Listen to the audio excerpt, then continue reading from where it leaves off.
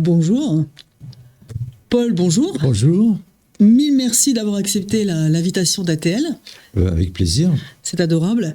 Je précise juste avant que nous commencions le podcast qu'ATL, Allo Tata Lolo, est une chaîne d'orientation, mais qui est totalement dédiée aux plus jeunes d'entre nous en phase d'orientation professionnelle ou de réorientation professionnelle, et qu'elle a pour objectif de vous présenter un maximum de métiers, qu'ils soient traditionnels aux plus émergents, en passant par les magnifiques postes et métiers de l'artisanat et des métiers artistiques également.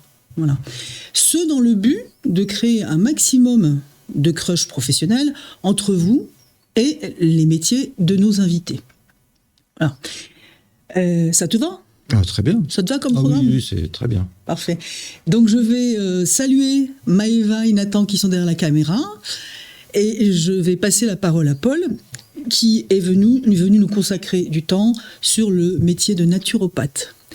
Paul, tu es prêt ? Oui. C'est parti. Alors, tu vas nous dire qui es-tu et ce que tu fais de beau sur cette planète aujourd'hui. Alors, qui je suis ? Je suis naturopathe, donc, et j'exerce en fait dans une boutique bio que j'ai créée il y a 45 ans, en 1979. Et j'ai donc évolué dans cette boutique, et c'est dans cette boutique que je me suis inscrit donc dans une école de naturopathie, et je suis donc devenu naturopathe en 1982. J'ai fait une école de Marcheseau, qui est un biologiste reconnu, et ce monsieur avait créé une école de naturopathie, et j'ai fait un cursus en fait de 3 ans pour devenir naturopathe, et j'ai exercé d'abord en tant que commerce de produits biologiques, et par la suite, évidemment, j'ai évolué, je suis devenu naturopathe. Voilà. D'accord. Alors, dis-nous en quoi ça consiste plus précisément, ce métier. La naturopathie, c'est de la médecine naturelle. En fait, on a une conscience en fait que toutes les pathologies sont liées à une hygiène de vie. C'est-à-dire que quand on a par exemple un rhume, des boutons, on sait que c'est pas parce qu'on va mettre une pommade sur un bouton et que ça va disparaître qu'on est guéri, et qu'on va prendre des antibiotiques et que c'est terminé. En fait, ces pathologies est une expression, et il faut comprendre en fait la cause de cette expression, de cette pathologie. Et c'est le travail que l'on fait, qu'on explique en fait à la personne qui veut comprendre et guérir en fait de cette pathologie. Voilà. Ok. Et donc, tu travailles avec des partenaires ou d'autres professionnels des médecines douces ? Alors, à l'heure actuelle, dans mon commerce, il se divise il y a 2 parties. Il y a une partie alimentaire bio, et parce que l'hygiène alimentaire, c'est important. Et l'autre partie, c'est des compléments alimentaires, des plantes, des huiles essentielles et aussi de la cosmétique. Et nous avons une salle de soins pour le massage, les soins du visage, soins du corps. Il y a donc une esthéticienne aussi qui est présente, et avec laquelle je travaille également, parce qu'il y a une complémentarité. L'esthéticienne fait du massage énergétique, relaxant, gestion du stress, donc c'est complémentaire. Et moi, dans cette deuxième partie, dans ce lieu, je fais du conseil, donc d'hygiène alimentaire d'abord, parce que quand je conseille, je fais d'abord, c'est très important en fait, de parler alimentation. Et ensuite, je vais soutenir la personne avec des compléments alimentaires, des plantes, des huiles essentielles. Voilà. Puis d'autres thérapies, ça peut être du yoga, du sauna, de la balnéothérapie, mais ça, ce sera évidemment à l'extérieur. C'est les gens qui prendront l'initiative d'avoir ces compléments pour agir sur eux-mêmes. D'accord. Alors, quand je t'écoute, je me dis, ça t'a pris quand la première fois la naturothérapie? Alors en fait, on va dire naturopathie, parce que naturothérapie, c'est une approche un peu différente. D'accord. Alors, comment je suis devenu naturopathe? Voilà, c'est un cheminement. Alors, il faut savoir qu'à l'époque, dans les années 70, j'étais électronicien.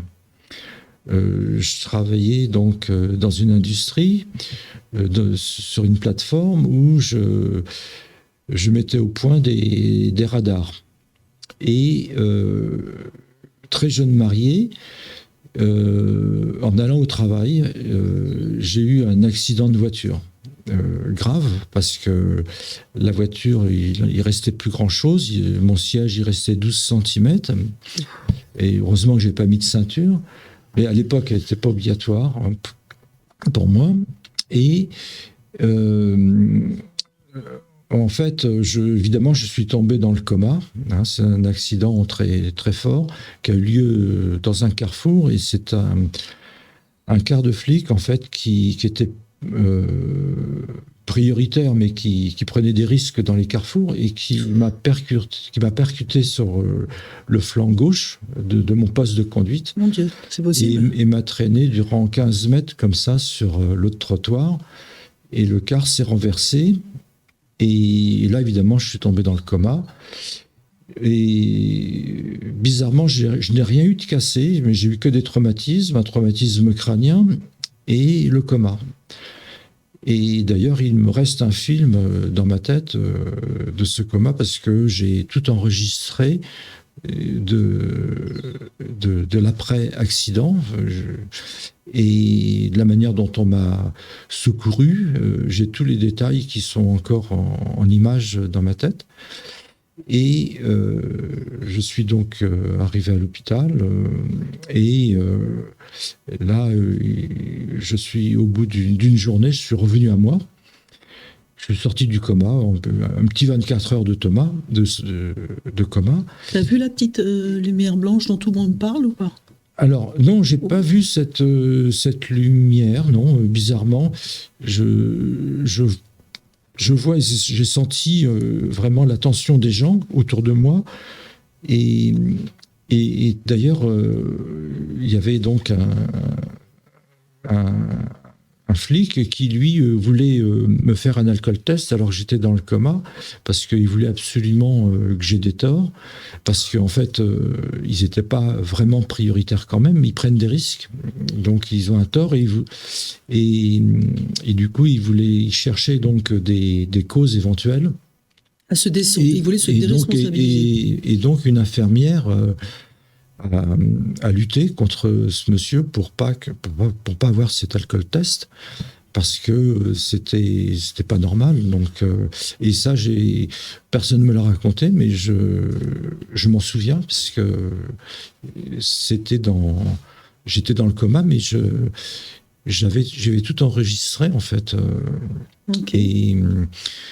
Et donc, je me souviens encore de la manière dont on m'a sorti de la voiture, parce qu'on m'a sorti par la vitre arrière. Et j'observais, en fait. Je dis, tiens, on fait comme ça maintenant, en fait. Donc, c'était... Pour moi, il y avait... Dans cette observation, en fait, j'étais pas du tout traumatisé, j'observais, en fait.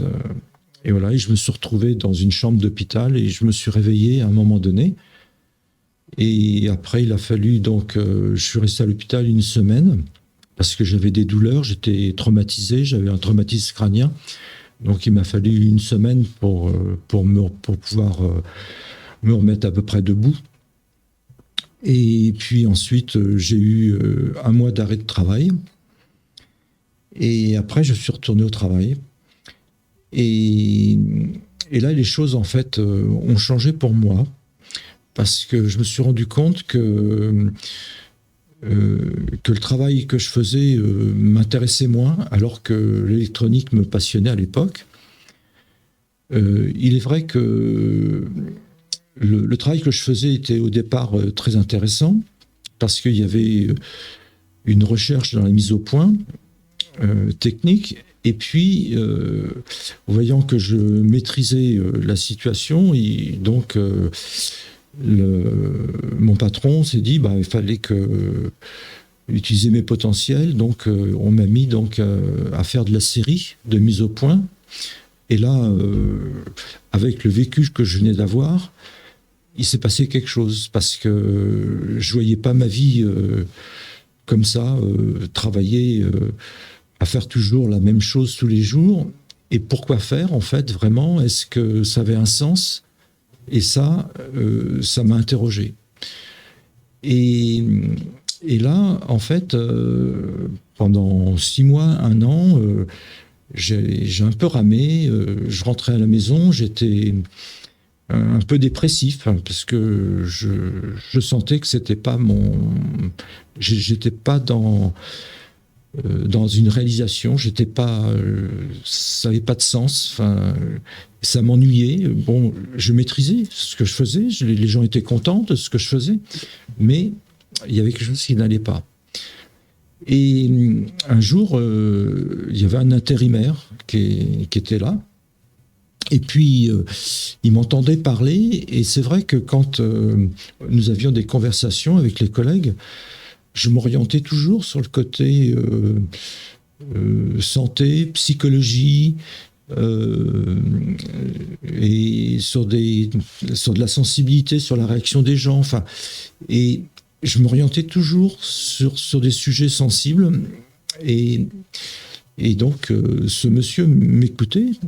Et un soir, il me dit, écoute, ça fait un moment que je t'entends et ça serait bien qu'on prenne un thé ensemble et je t'expliquerai des choses parce que je crois que tu es en attente de quelque chose. Et donc, on va aller prendre un thé. Et là, en fait, il m'explique ce que c'était la santé naturelle. C'est quelqu'un c'est un instituteur, mais qui était passionné de médecine naturelle. Et il m'explique, en fait, comment fonctionnait vraiment la santé, comment retrouver la santé par des méthodes naturelles. Et là, en 1 heure de temps, les choses ont vraiment changé pour moi et j'ai vraiment senti un apaisement, un soulagement, parce que je me disais que si on était malade, on pouvait s'en sortir et que c'était super, que c'était une ouverture. Et là, ensuite, j'ai revu mon collègue le lendemain, toutes les semaines, etc. Et puis, je lui ai posé beaucoup de questions. Et il m'a dit, écoute, je vois que tu es très motivé, que tu te questionnes beaucoup. Moi, ce que je peux faire, c'est t'offrir tous les mardis soirs. En fait, après le travail, on va dîner ensemble et on va pas que dîner, on va travailler. Et moi, je vais te transmettre tout ce que je sais dans les médecines naturelles. C'est magnifique. Et là, durant 4 mois tous les mardis soirs, en fait, on a fait ce travail. Et j'étais extrêmement curieux. Et au bout de 2-3 mois, il vient me voir dans mon poste de travail. Et puis, je lui dis, ça y est, je sais ce que je vais faire. Il me dit, ah bon? Oui, je vais vendre des produits bio et je vais faire une école de médecine naturelle. Il me dit, ah bon? Je dis, oui, ça c'est ce que je vais faire. Ah bon? Et donc, alors après, ce monsieur, je l'ai pas revu longtemps, puisque en fait, il travaillait durant 6 mois, et ensuite les autres 6e mois, en fait, il allait restaurer une maison dans l'Ariège.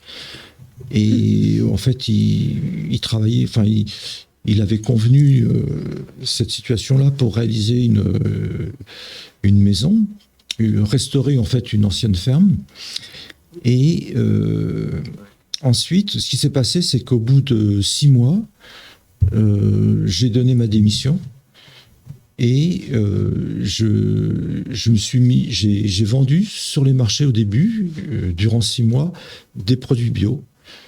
Alors les produits bio que je vendais, c'était surtout des plantes, des huiles d'olive, des céréales pas trop connues à l'époque, hein, comme le sarrasin, le millet, le riz complet, donc des fruits secs bio.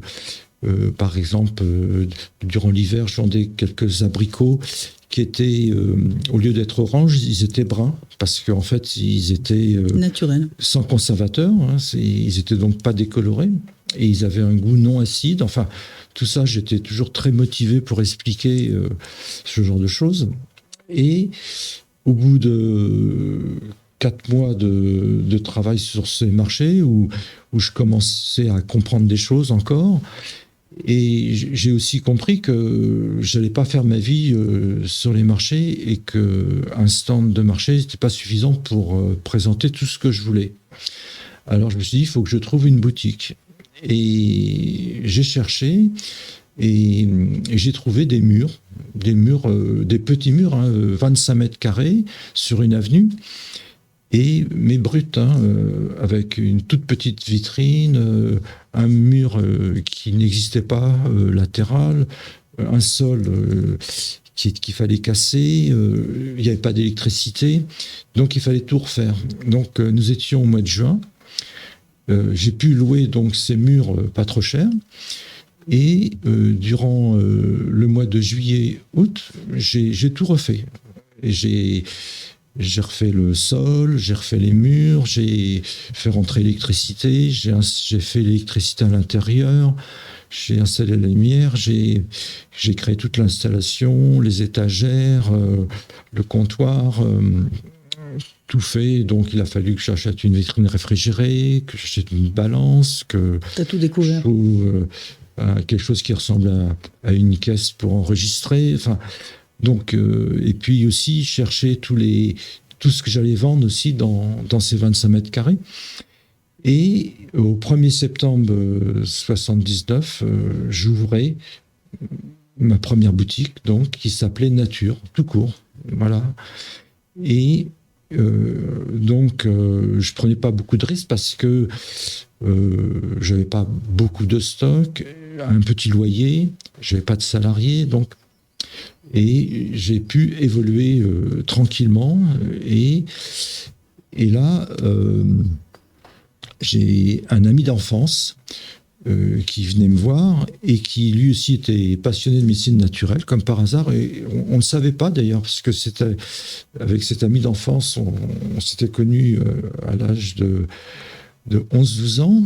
Et on avait fait pas mal de choses, de loisirs et de vacances, on avait fait pas mal de choses ensemble.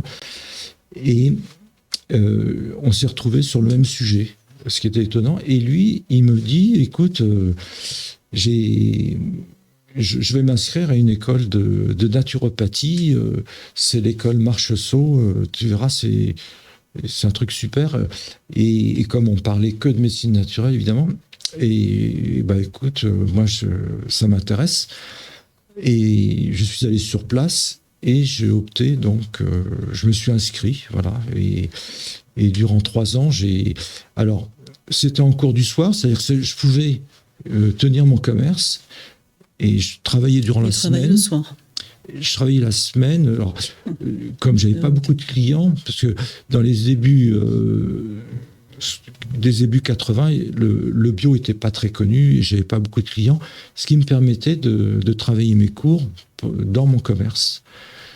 Et au bout de 3 ans, donc j'étais devenu naturopathe. Mais bon, petit naturopathe, hein, parce que au début, on est peut-être naturopathe, mais on ne connaît pas tout quand même. Il nous manque l'expérience. J'avais un avantage, c'est que dans le commerce, on croise des gens, et j'ai pu expérimenter. Alors déjà, ce qui est important en naturopathie, c'est que toutes les expériences en fait de santé, on les fait sur soi-même déjà. Et ça, c'est important. Et ensuite, ce qu'on comprend ce qu'on a vécu sur soi, on peut l'expliquer, le faire comprendre aux autres. Paul, quand tu dis ça, je t'interromps, mais oui. C'est une obligation, ça, ce que tu dis ? Un naturopathe se doit d'essayer les produits sur lui d'abord ? C'est quelque chose qui se fait naturellement parce que on apprend la diététique, donc on pratique. C'est-à-dire que on essaye de voir, tiens, on va manger sans sucre, par exemple. Pour la flore intestinale, c'est important de manger des légumes crus en entrée.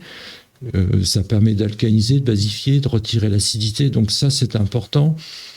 Ça, on va le mettre en pratique parce que on était intéressé par la santé, donc on met en application en fait les conseils qu'on va donner, on les pratique nous-mêmes. Hein, sinon, je pense qu'on n'est pas un naturopathe sincère. Hein, je pense. D'accord, c'est important ce que tu dis là. Oui. C'est une, comment dirais-je. La question que je vais te poser, c'est est-ce que c'est une vocation chez toi, ce métier de naturopathe ? En fait, c'est... Comment tu le qualifierais ? Alors, en fait, c'est qu'après cet accident, en fait, l'aspect santé est devenu important pour moi. Et donc, aller mieux, c'était important. D'accord. Donc, alors c'est vrai que j'ai oublié un détail, c'est qu'à l'époque, j'étais tout le temps enrhumé et j'avais des amygdalites, l'inflammation des amygdales, et il m'est arrivé d'avoir 1 à 2 fois un phlegmon à la gorge, donc une infection, l'amygdalite avec une infection importante à la gorge, donc on pouvait que traiter avec des antibiotiques.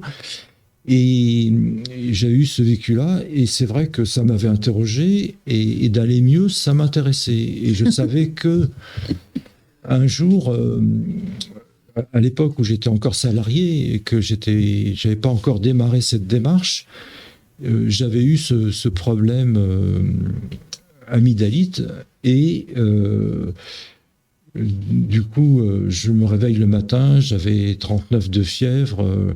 J'avais la gorge gonflée, les amygdalites énormes, et mon épouse appelle le médecin, et on fait venir le médecin, et il fait un diagnostic, tout ça. Vous allez rester chez vous, et je vais vous donner des antibiotiques. Très bien, donc arrêt maladie, et puis je prends les antibiotiques, sagement. Et au bout de 5-6 jours, impeccable, lundi suivant, je reprends le travail. Et puis, 1 semaine après, rebelote, amygdalite de nouveau. Et puis, je me suis aperçu que durant la nuit, j'avais une fièvre qui a dû être très forte. J'ai transpiré.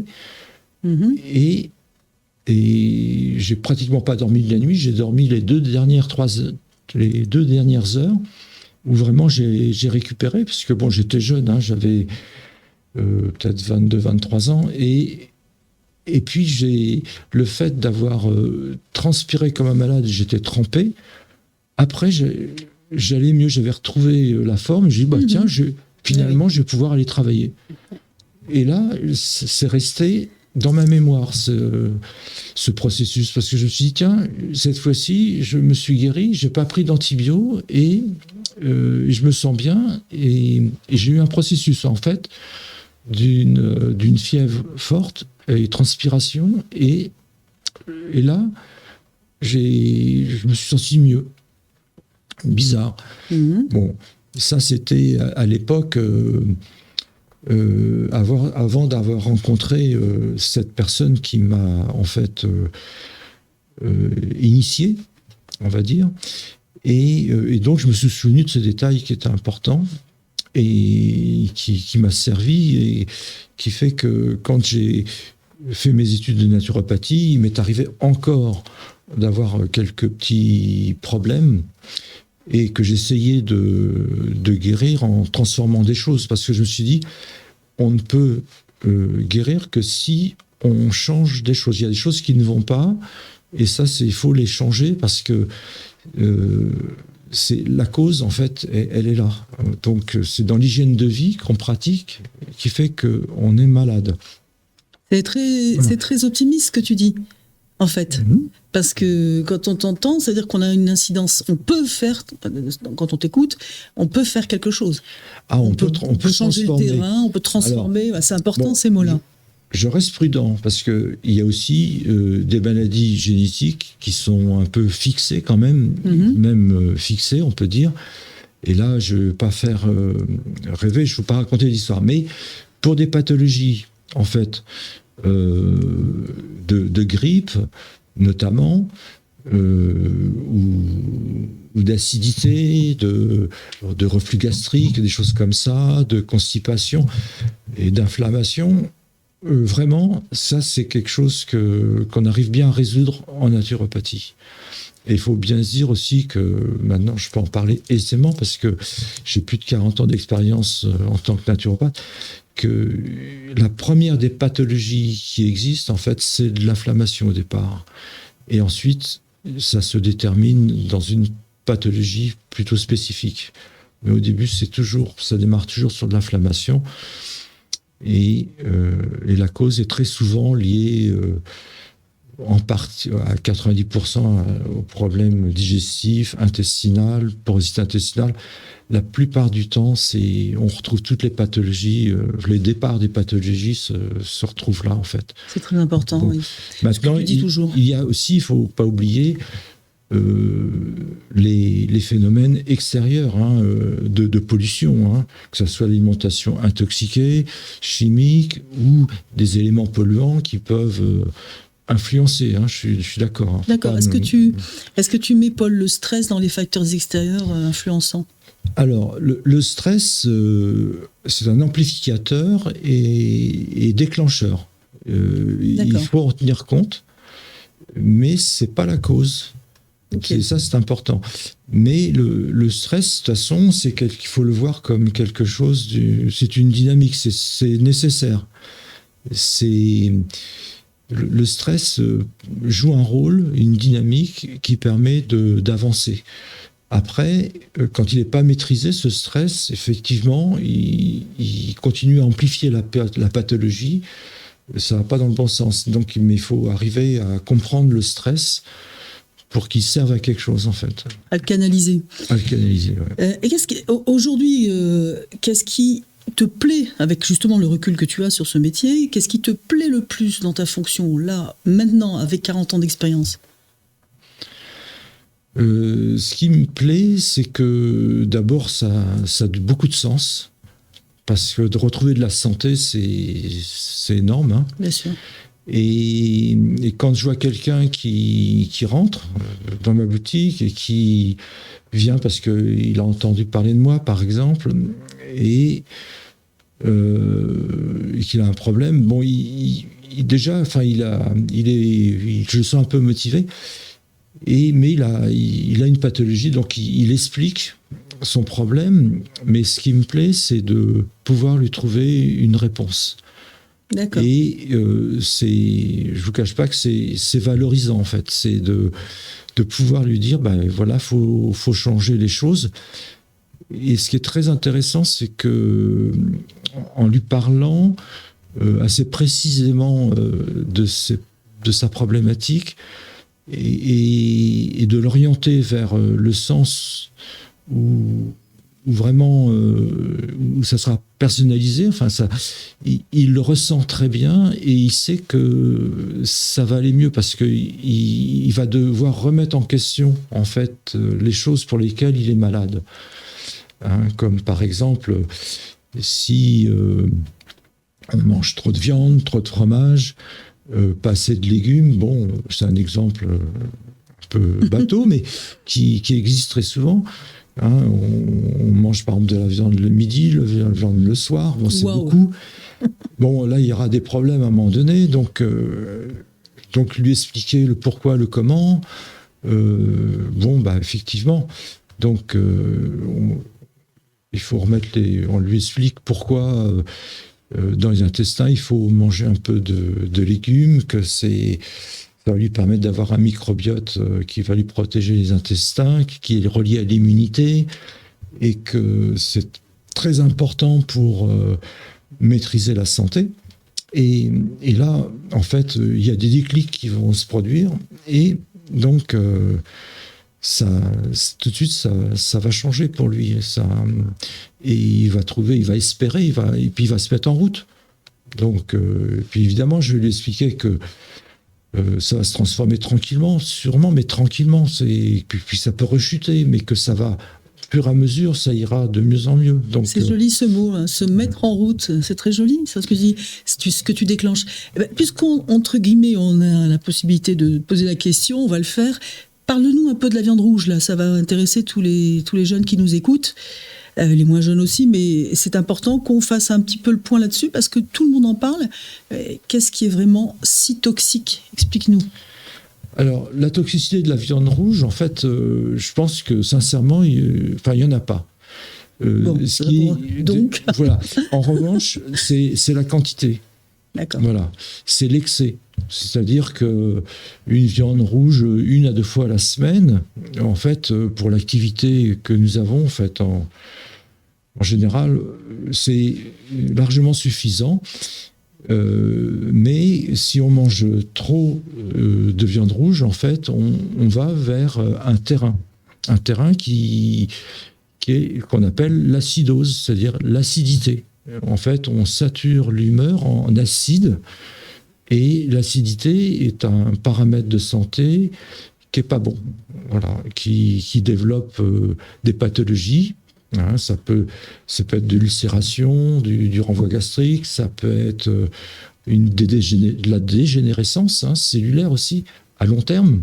Donc, c'est connu, toutes les statistiques sont présentes à l'heure actuelle pour dire que charcuterie, viande rouge, montre qu'il y a beaucoup plus de dégénérescence, de cancer. Donc, si on mange trop de charcuterie et de viande rouge. Donc, c'est pas pour ça qu'il faut pas en manger, mais il faut en manger raisonnablement, mais pas en abuser, voilà. D'accord, c'est l'excès qui crée la pathologie, oui, le problème. Le produit en lui-même n'est pas toxique du tout. D'accord. J'ai très envie de te poser une question qui va concerner tout le monde aussi. C'est, d'après toi, aujourd'hui, à quoi dois-tu le fait d'avoir réussi dans ce métier ? Et là, je parle en termes personnels, hein, chez toi, pas les rencontres seulement, mais ce que tu as développé et tes atouts pour réussir dans ce métier de naturopathe, qui fait que ça se passe si bien. Eh bien, en fait, j'ai toujours compris que en rentrant dans ce métier, cette découverte que j'ai pu faire à l'âge de 23 ans environ, en fait, que ça avait un sens. Et que ce que je faisais, c'était utile. Ça servait autour de moi. Et ça servait aux gens qui étaient en demande. Et ça, il y a quelque chose de profond et qui fait qu'on ne lâche pas. On a envie de continuer. Et en plus, on se pose encore des questions, et je me pose encore des questions sur telle et telle pathologie, comment je peux faire. Et à l'heure actuelle, je continue encore à faire des formations pour essayer de comprendre, pour aller plus loin. Il y a des gens qui font de la recherche et qui font des formations, des conférences, et je vais régulièrement à ces conférences et à ces formations parce que je m'interroge encore quelquefois, quand j'entends ces conférences, ces formations, je pense aussi à mes clients. Et du coup, je peux quelquefois affiner. Et ça, c'est passionnant. Enfin, ça a un sens, c'est tout. D'accord. Et c'est mon guide. Ça, c'est ton guide. Et si tu dis ça, c'est parce que tu es quelqu'un de... C'est quoi ? C'est de l'empathie, de l'amour du prochain, de la sensibilité, de la curiosité. Qu'est-ce que tu mets derrière cette tendance naturelle chez toi, au final ? Disons qu'il y a peut-être un tempérament, un profil. Alors, à l'origine, effectivement, j'étais quelqu'un d'extrêmement sensible. Et cette sensibilité, j'ai pu la canaliser au fur et à mesure en me lançant, évidemment. C'est-à-dire en osant. Ça, c'est un mot important, oser.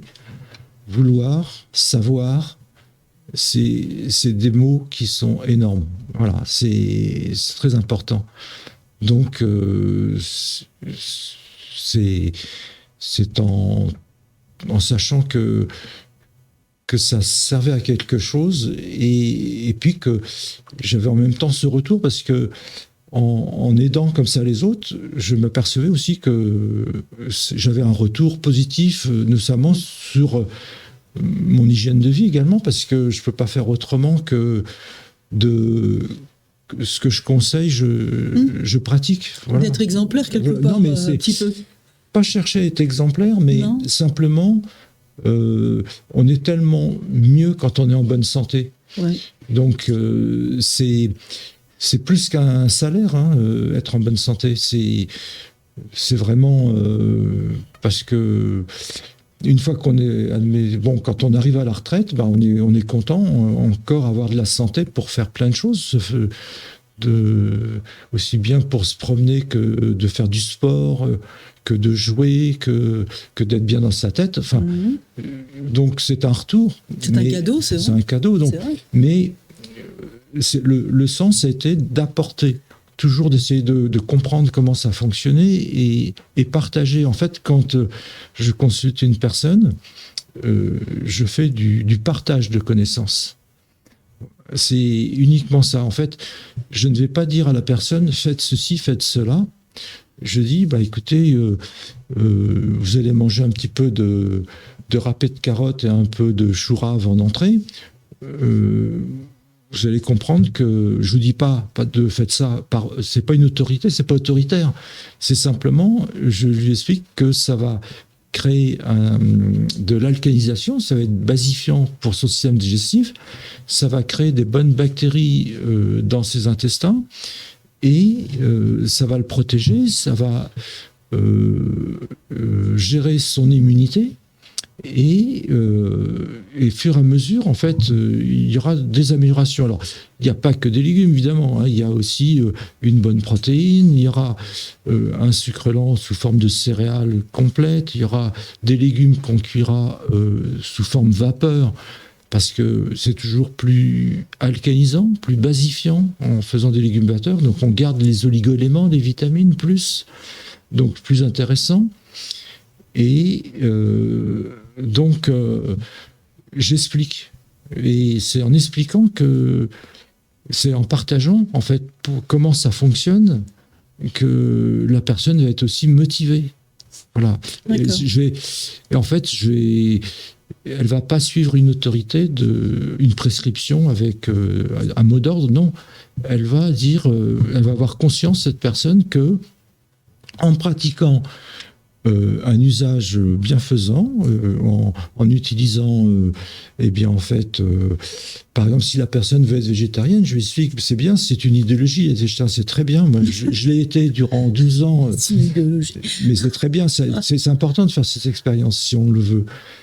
Mais, par exemple, j'explique qu'il faut, par exemple, associer des céréales aux légumineuses à raison de 25% de légumineuses pour 75% de céréales complètes. Et je lui explique pourquoi cette complémentarité de protéines nécessaire, et ça remplace un steak, par exemple. Après, il y aura peut-être des petites carences qu'il faudra à long terme, mais la personne aura compris.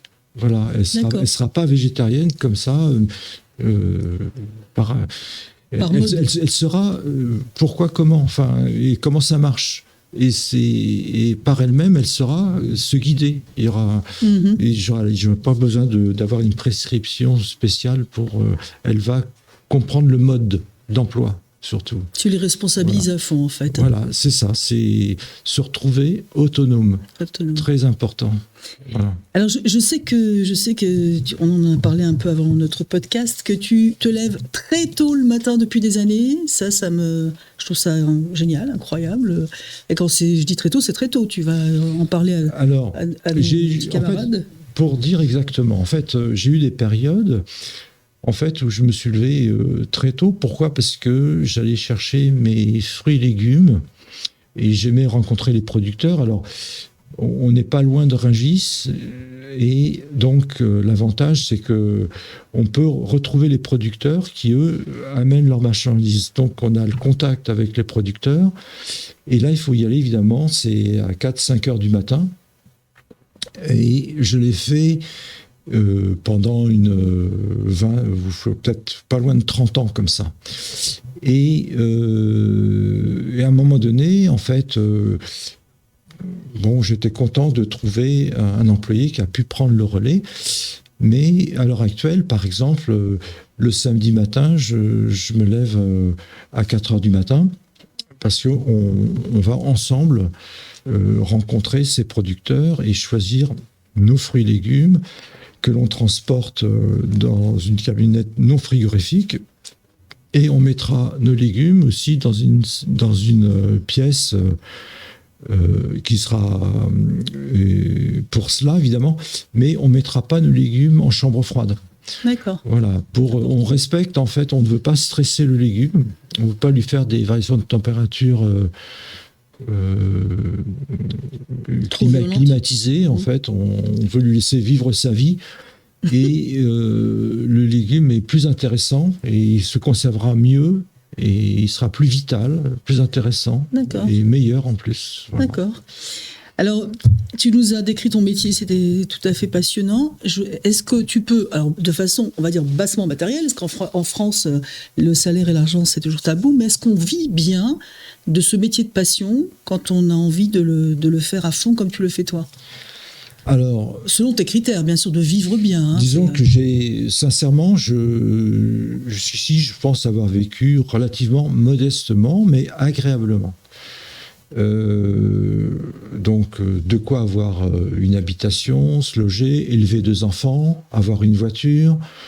Mais entre autres, je me sers jamais de la voiture puisque je suis toujours à vélo. Ça fait 50 ans que je vais à vélo au travail et je suis toujours encore à vélo. C'est pour ça que tu es beau et svelte encore. Non, mais sans problème.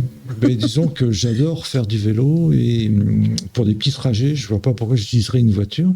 Et puis, c'est vrai que comme mon métier me prend du temps, ça me fait au moins de l'exercice. Quand je fais du vélo, je m'époumonne, je fais de l'exercice musculaire et c'est du bien-être. Donc, ça rééquilibre la journée où j'étais un peu en statique. Okay. Donc, ça, c'est important.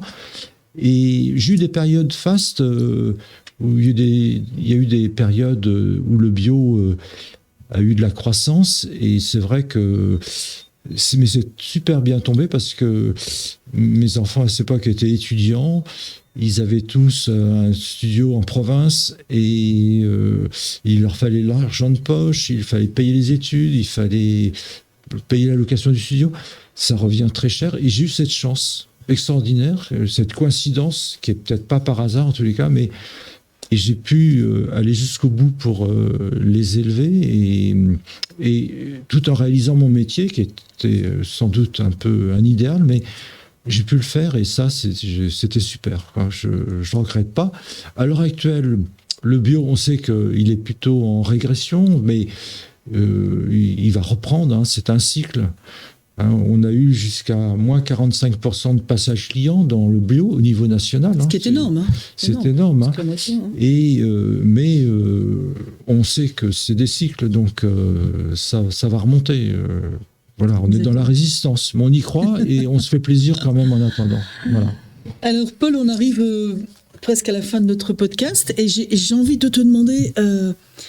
Justement, parce que c'est une émission axée sur les plus jeunes. Tu as derrière la caméra Maëva, 30 ans, et Nathan, 24 ans. Là, maintenant, le plus librement du monde, qu'est-ce que tu as envie de leur dire par rapport à justement cette orientation professionnelle ? Moi, ce que j'aurais envie de leur dire, c'est de faire vraiment ce qu'ils ont envie de faire. Hein. C'est pas faire les choses parce que ce serait bien de faire cela. Pas se dire, tiens, c'est le créneau, c'est ça qu'il faut que je fasse parce que c'est porteur. Pour moi, ça serait une erreur. Il faut vraiment faire. Plus on fait les choses pour lesquelles on est fait, mieux c'est. Et c'est une réalisation personnelle. Un métier, c'est aussi sa réalisation intérieure et pour sa réalisation intérieure c'est une réalisation matérielle également, mais il faut faire, c'est les deux, mais il faut faire vraiment les choses dont on a envie. Profondément, et puis c'est toujours une expérience, c'est-à-dire même si c'est intéressant parce que en admettant que c'est pas tout à fait la bonne voie, au moins on a essayé et on a appris. Et ça permet de se corriger et de faire mieux. Voilà. Et ça, donc, faut faire ce qu'on a envie. Et c'est pas par hasard que si quelquefois on fait une branche qui est pas tout à fait la bonne. La preuve, c'est que moi j'ai fait électricien, j'y ai cru, j'aimais ça. Et puis je me suis retrouvé naturopathe. Bon. C'est la vie qu'on a décidé autrement. Voilà. Mais il fallait toujours avancer, il faut toujours oser. Oser, vouloir, savoir, c'est les mots clés.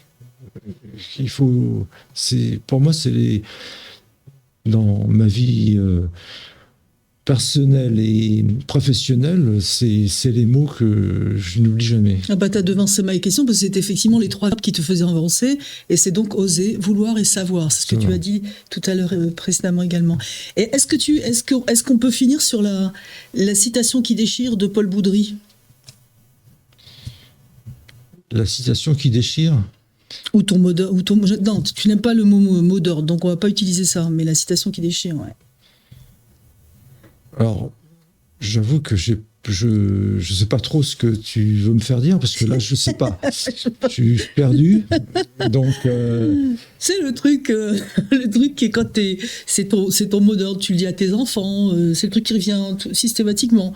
Bah, moi, mes 2 enfants, ils ont des métiers qui n'ont rien à voir avec les miens, et je n'avais pas d'orientation. Je voulais qu'ils se réalisent comme ils avaient vraiment envie.